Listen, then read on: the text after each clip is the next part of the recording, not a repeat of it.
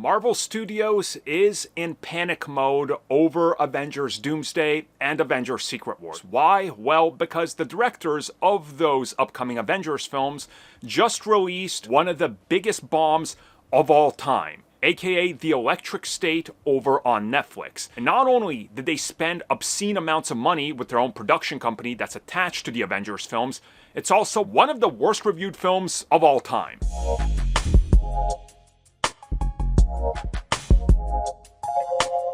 So as most of you know, the Russo Brothers, after leaving Marvel Studios after a successful run of films, which of course include their first big theatrical outing, aka Captain America the Winter Soldier, which was then followed up by Captain America Civil War, and of course the grand finale and the combo of Avengers Infinity War and Avengers Endgame, they said, we've done everything we could. We're gonna leave Marvel Studios and we are going to work on our own productions. And they started up their own production house. Now, I think some of you guys know exactly what this production house is, and it's AGBO Productions. And this is their own outlet to be able to tell their own creative stories through, well, different contracted companies, right? They're sort of like independent and they're guns for hire, if you will. Now, to date, the biggest AGBO productions have been Cherry, starring Tom Holland, which was a giant flop, along with a bunch of their other films not really delivering, especially the ones that the Russo brothers are directly attached to as directors. Now, their latest offering is The Electric State. Now, if you're not familiar with Electric State, it is a $320 million film that they made for Netflix. It released to some of the worst reviews of all time for a film that's this expensive, and not just this expensive, with this talent at the helm. Now, in case you're not familiar, and I didn't watch it myself, I have no interest in it, but Giancarlo Esposito, Stanley Tucci, Brian Cox, Anthony Mackie, Woody Harrelson, Chris Pratt, and of course, Millie Bobby Brown. This was supposed to be like her next big thing after Stranger Things. And well, this thing has been dragged through the mud by pretty much everybody. I had one of my friends watch it who literally will give anything a shot. He's like, it can't be that bad. He came back to me and said this might be the worst thing he's ever seen, right up there with Rebel Moon Part 1. So, again, maybe you love Rebel Moon and maybe Electric State is going to be your thing. But the Russo brothers have had a hard fall outside of the MCU. Enter the latest update. So, you guys know that last year they officially signed, and were announced to be back producing Marvel films and directing Avengers Doomsday and Avengers Secret Wars. Well, they signed the contract much earlier than that, from what we know, and the conversation dates back to 2 years ago. So it's been something long in the making.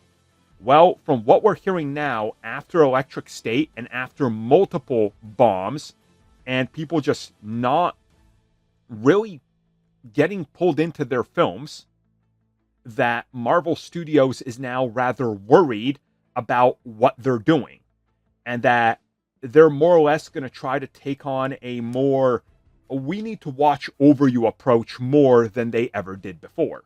Now, of course, the Russo brothers, we've seen when they come up with their own concepts or are trying to adapt something, they've fallen off, and you can tell that Marvel did micromanage them when it came to their Marvel Studios projects. And when Marvel stopped micromanaging everything, that's how we got many of the recent projects that have fallen apart. And Marvel is trying to fix and course correct what they're doing.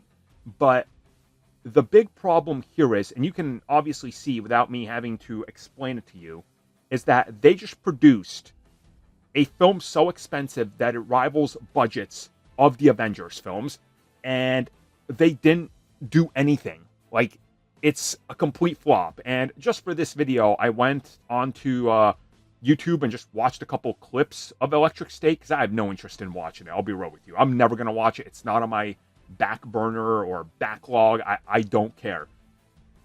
I can't believe that that made it past any eyes.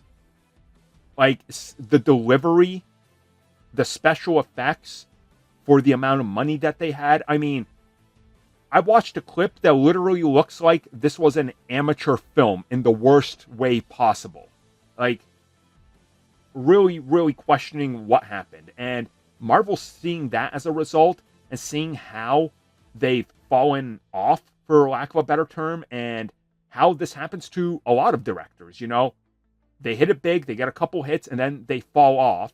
This isn't something new to just, you know, them. It's happened with tons of directors. People will tell you George Lucas is a prime example of this. He fell off after Empire Strikes Back. Return of the Jedi was a lot of people's like, oh. And then the prequels, you know, there's, again, revisionist history aside, people hate those films. You know, so it does happen with directors. And the problem with the Russo brothers is, and this is crucial to this, is that they funded the studio and got funding for all these projects that have bombed due to what they did with Marvel Studios. Because they were micromanaged and they had to stay within their lane. But now it's sounding like that they've been given more freedom and creative reins, and also their studio and production house, HBO, is attached to both Avengers films. They worked that into their contract. So this would be an automatic red flag, you know, and I get it. So it's going to be interesting to see how this shakes out, what happens, what the bigger picture in regards to this looks like. Where do they go with them? And are they going to clash heads? Because from what we're hearing, it's really Disney higher-ups that are more scared than anything. And I get it. Kevin Feige might trust them. But remember, when they were originally announced for the Winter Soldier, there was reports then Disney was like in panic mode because they saw the backlash to, oh, you hired comedy directors who are going to bomb Captain America and you're giving it double the budget almost of the last film. What are you doing? I get it. At this point, with these films going through so many problems, and even, you know, Doomsday, which was Kang Dynasty and had multiple different writers and directors attached to it, this thing has already ballooned in its budget from just pre-production with different versions to, honestly, it's probably cost as much as a season or two of like Daredevil Born Again for just pre-production and getting things ready. So yeah, everybody's going to be in panic mode and a little on edge. And truth be told, I don't blame them, because I think all of us as fans are also worried, because if this isn't it, there's nothing else to beat it. Thank you for checking out that video, and thank you for your continued support. Feel free to like, share, subscribe, do whatever you will. And if you're so inclined and would like some additional content from us, which includes unfiltered content and bonus discussions, we do offer exclusively in our member section. We hope to see you there. So thank you for watching, and have a good one.